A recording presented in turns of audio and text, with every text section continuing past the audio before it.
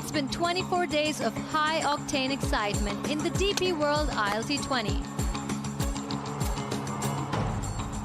With the megastars of international cricket lighting up the UAE.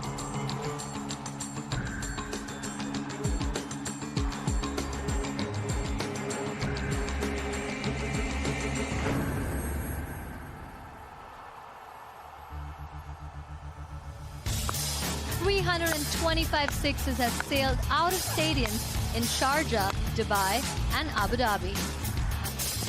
Oh, get out of here. How big, colossal hit. While the bowlers have had their say as well. Bowls him, yes he can. And the fielding too has been out of this world. Oh, has he taken us? Which star can shine brightest tonight as the curtain comes down on the group stages in Sharjah?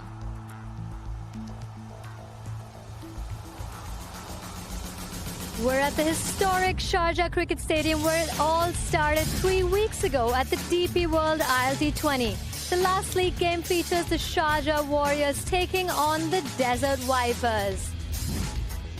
When we look at the points table, My Emirates top of the leaderboard, Gulf Giants, Abu Dhabi Knight Riders, all these three teams have made it to the playoffs, and the Dubai Capital still waiting and hoping a win for the Warriors today will still keep them in contention, but that all depends. The Dubai Capitals will be watching very keenly today. Hello and welcome to this beautiful Sharjah Cricket Stadium. It's been a tough day weather-wise for us. Lots of rain earlier today, but we see the weather conditions and we see a lot of rain earlier, but the groundsmen are here and trying to get the covers off so we can have some cricket that everyone's been waiting for, this big game that's coming ahead. Before we get to, the toss has been delayed and we're going to wait for a little bit. But before we get to that, we have Simon Dool, who's going to give us the latest update. Yeah, thanks very much, Tanvi. As far as the playing surface itself is concerned, it's been covered. They've covered the whole block and a little bit of the outfield as well. We'll get to that shortly, but it looks fantastic. It's still been under covers. It looks really good. We'll hear more from the boys about how it's going to play if we do get a toss and a game involved. We're just going to turn around a little bit, Spidey, and come to here. A few areas of concern. This is one of the major ones that's actually around the playing surface. Bad day to wear white sneakers, I tell you that much. It's a little bit dirty and wet and muddy around this particular area. But the ground staff, Mohammad Jamil and his men, have done a terrific job trying to clean everything up after all of that rain this afternoon. There was some really heavy rain for probably about 3 or 4 hours this afternoon. And post that, they've come out, they've done a great job, they've cleaned everything up. Outfield's still a little bit damp, but we get to the major areas of concern. I wonder whether the ground staff and the umpires might have a bit of a chat and maybe talk about how damp this outfield is, what they can do about it. Maybe they can bring the boundaries in. Coming down to this area now that's of real concern. It's still a little bit wet in the outfield here. Down at long on we are at the moment, so it's quite a short hit down the ground here in Sharjah. Umpires having a bit of a chat in the background, but this is the area over here that's of real concern to me. There's a lot of water, a lot of mud in around here. This is where I think they could possibly bring the boundary in to this sort of area, maybe bring it in 5 or 6 yards. It's going to make it a tiny little hit down the ground if you're bowling from this southern end. It won't be easy, but the players are here. The players have been warming up. They're getting into their rhythm and trying to maybe think that they will get a game at some stage. Umpires are coming back out at 6:15, so around about 7 minutes time, 8 minutes time, to have another chat, a little bit of a look at this area again. But there has been a lot of rain, a lot of mud. It's going to be very difficult if you have to field in this area just in front of the dugout. So I'd say that's the area of major concern for the players, for the umpires. We do want a game. It's the last one for both these sides. You would imagine the Sharjah Warriors need to do something absolutely miraculous to make it through to the top 4. So the players want to play. They're all here. They're ready to go. They're just waiting on a time, waiting on the umpires to make a decision, and hopefully that comes fairly soon. Thank you, Dooley, for that update. But I know it's raining, but we have lots coming up for you on Cricket Safari. Sharjah Warriors leg spinner Adil Rashid tells us why winning always brings a smile to his face. We break down tonight's showdown between Rashid and his England colleague Alex Hales of the Desert Vipers. And Rohan Mustafa reveals why he's always thinking about his car. Joining me on Cricket Safari, my favorite boys, Darren Ganga and Rohan Gavaskar, with the biggest smile always. A little bit of sunshine. We're smiling because we were next to you. I'm not smiling because I'm next to Darren. I'm smiling because I'm like close to you. Yeah. I'll take that. I'll take that. What's with the weather, guys? We're hoping for some cricket already. Yeah, it's unfortunate, but as Simon Dool said, we're hoping that play will start soon. The ground staff here, they've done a fabulous job in getting the water off the covers. The square looks good. It's just the peripheral areas on the boundary edges that are a little bit of concern, and the umpires will make that determination soon. Well, look, as Dooley said, bad day to wear white sneakers. What he didn't mention was bad day to wear white Dior sneakers, which he's wearing. That's why he seemed a little bit concerned. Just brand new, bought fresh from the box. But look, we're all hoping a game gets underway because we're all here to watch cricket, and the cricket has been fabulous in this tournament. It's been entertaining. It's been outstanding. We've seen some close encounters, last ball finishes, and we're hoping to get we are hoping as viewers to get another one. Sharjah Warriors will be hoping they get a big win though. Absolutely. And when we talk about the Warriors versus Vipers, getting right into it, what really went wrong for the Vipers? If you think about it on paper, what a solid team. Yeah, well, they had a couple close finishes. If you jog your memory to match number 15 when they played My Emirates, off the last ball they needed 3 and they got there. Shaheen Shah Afridi stitched together a 21-run partnership and they scrambled home, and you felt that was the turning point. It was the first last ball finish that we saw in the tournament. Many felt that this will give them the energy to go on to do very well in the tournament, but it was not to be. They celebrated, and quite rightly so. They played a good game of cricket against My Emirates, table toppers, but again, they struggled for consistency. This Vipers side, you look at the complement of players, reputable players, but they just haven't been able to execute collectively. Absolutely, and that was the only one that probably went their way because there was heartbreak after that. Yeah, look, and if you ask anyone from the Vipers side, they'll happily swap those results around. They'd happily lose to My Emirates, but win these 2 games, because these 2 games against the Capitals were the team that they were competing against for the playoff side. If you look at the league table, Capitals aren't too far ahead. So this 4-pointer is actually an 8-pointer. So look, that run out would have gone to a super over. You could see from Hasaranga's reaction when he threw the cap on the floor how disappointed it was. They had done well to get back into the game because the last over, Powell and Holder batting, they needed 4 to win. Took it to the last ball. That's a commendable effort. Well, they had a double dose of it. Ali Nasir wasn't able to close this over out. They had to defend 13 in that last over. He bowled that 6 deliveries with 2 dot balls. The last ball, they needed 6 runs. And guess who? Sikandar Raza struck it brilliantly for 6. So when you come so close to winning a match and end up losing, it takes a little bit of time for you to recover. And this Vipers team, they've struggled to recover from those 2 close losses. It definitely did give us a lot of thrillers and excitement. Now, when we take a look at the points table, My Emirates, of course, most consistent table toppers and made it to the playoffs first before everyone else. The Gulf Giants, the Knight Riders, now Dubai Capitals that are going to be waiting and watching. You know, a couple close losses, I think, has really cost them as well for the Warriors. Yeah, and thinking about the Vipers and the fact that in the inaugural season, they were finalists. They played against the Gulf Giants. And now to only have 3 wins just before their last game of the season, there will be disappointment in that dressing room. Much more was expected from this team, and they just haven't been able to deliver. And what would we have to say about the Warriors' collapse? When we think about it, they did have some moments, but...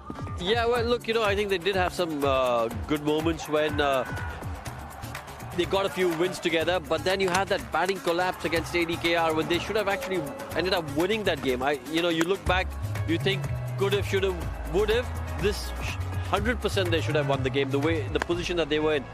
And now when you look back now at this stage, you're thinking, listen, those 2 points, that's really going to cost us. So there'll be a lot of disappointment in that camp, in the Warriors camp as well, because this was their home ground. They haven't really done as well as they would have liked at Sharjah. It's been a bit of a hoodoo ground for them. But hopefully next season, I'm saying next season because, in my opinion, for them to qualify for the top 4 is extremely tough. Hopefully next season when they come, they'll have a better performance at this historic venue. And Cole Cadmore, I mean, as a captain, of course he's done well, but do you think they've peaked late? And of course tonight they're going to go for everything to make sure they get this win. Yeah, he will have to continue batting well. When you look at this Warriors side, he's done well leading the run scoring chart, so too with Johnson Charles. But I think the real highlight is Mahesh Tikshana, the way he's bowled, his 11 wickets in the tournament, the fact that he has an economy of about 6.8. He bowls across the different phases. He was able to penetrate opposition sides. He was instrumental in the wins that they've secured this season. He is someone that they would look to gain confidence for next season. But a real standout, a real dominant figure in the T20 game with the ball. Well, look, Tiksana, he's been fabulous because as Darren said, he gets wickets, he bowls tightly. And if you have a look at Hasaranga, who's in the other team, it's like a mirror image because what Hasaranga does is pretty similar. He's got 12 wickets, Tikshana's got 11. Tikshana's economy is about 6.8. His economy is about 6. So very similar numbers. The only advantage that Hasaranga has is that he also contributes a lot with the bat. He bats at number 4. But in terms of the bowling ability, what they do, very similar. Middle overs, pick up wickets, bowl tight, build pressure on the opposition, and absolute assets to have in any T20 cricket. Absolutely, and when we talk about positives also from both those sides, there are a lot of positives, but it's really going to come down to who comes out on top, and of course the Warriors will really hope that it's them.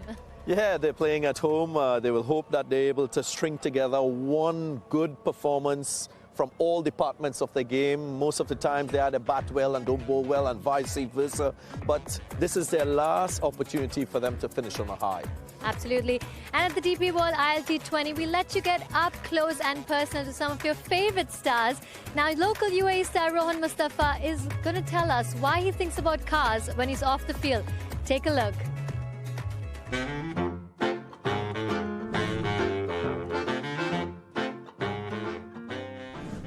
What's your favorite holiday destination? Queenstown, New Zealand. What's your favorite cheat meal? Peshawari kadai. What do you do when you're not playing cricket? Thinking about to customize my car. गाड़ी को customization का बहुत शौक है तो उसके बारे में ज़्यादा सोचता हूँ. What is your best quality? लोगों की help करना. What's your worst quality? बहुत जल्दी emotional होना. Which teammate of yours could be a movie star? Kartik मैयापन. Bollywood में नहीं, तमिल में. He's very good. Who would play you in your biopic? Amir Khan. Who's your cricket idol? Moeen Ali, Virat Kohli. So, what has been the biggest bawal moment of your life? बवाल moment life का तो बहुत ज़्यादा हैं, but जो recently था जब मुझे डेजर्ट वाइपर का मैसेज आया कि we are retaining you, it was बवाल moment for me.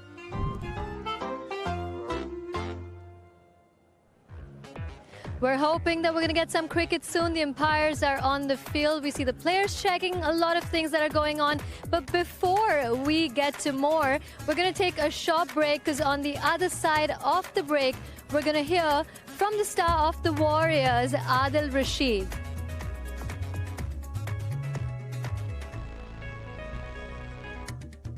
Welcome back. Well, the toss is delayed and we're still hoping for some good news. But before that, go take a look and hear from the star of the Warriors, Adil Rashid.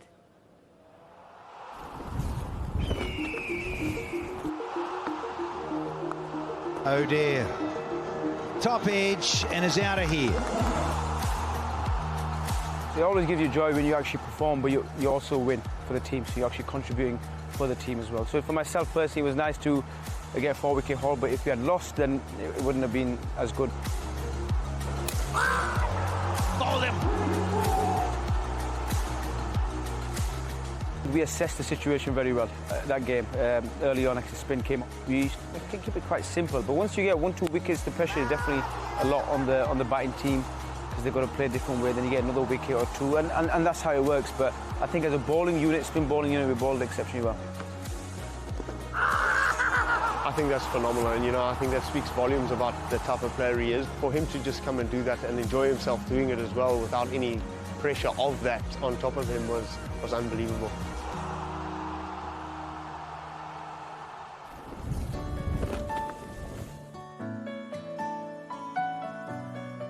It looks like a very competitive, very tough league. You've got the world's best players here in each team. Like I say, you're allowed 9 overseas a team, but in a squad you have maybe a 12, 13 overseas as well. So not just that itself, but I think the cricket as well, and like I said, real entertaining cricket and tough cricket. So Adil Rashid is a wonderful person, a wonderful human being. I had never played against him before in my career. Unfortunately, England, Zimbabwe never met, but finally I get a chance to be in a change room with some English players, and it's been nothing but excellent. I think Adil, he brings a lot of joy, he brings peace. He talks very fast though, so you've got to really listen, but he teaches you not to think about the outcome and stay more now and really enjoy what you're doing and have a great time and think about it. I always like taking it a game at a time, day at a time, and just keep playing, and if I'm fit and healthy, I will continue playing for as long as I can. But I don't look too far ahead in terms of 15 years, 20 years, or whatever it is, 10 years, 5 or whatever. I just game at a time, step at a time, make sure I stay fit and healthy and try my utmost best, and then, like I said, who knows?